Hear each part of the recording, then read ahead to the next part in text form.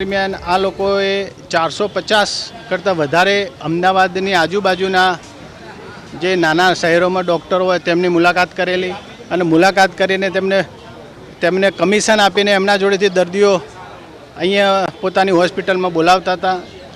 તે મુદ્દાની તપાસ કરવાની હતી.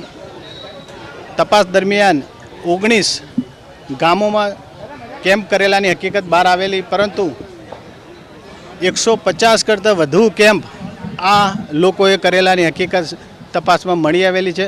જેથી આ 150 કેમ્પો કઈ જગ્યાએ કરવામાં આવેલા છે તેની તપાસ કરવાની હતી. એમના બેંક એકાઉન્ટોની તપાસ કરવાની હતી.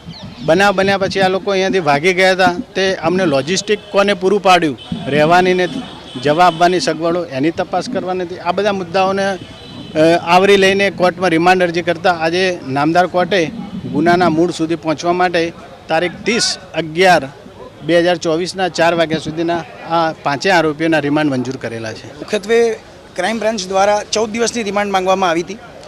20 મુદ્દા હતા, બધા ટેકનિકલ મુદ્દા હતા અને મિકેનિકલ વેમાં રિમાન્ડ માંગી હતી. દલીલોની અંતે નામદાર કોર્ટે 3 દિવસના રિમાન્ડ મંજૂર કર્યા છે. ટેકનિકલી રિમાન્ડ મંગાઈ નહીં, બીજા મટીરિયલને એવિડન્સ ભેગા કરવા માટે રિમાન્ડ મંગાઈ નહીં. અમે ઇન્વેસ્ટિગેશનમાં કોઓપરેટ કરતા હતા અને આગળ પણ કરીશું.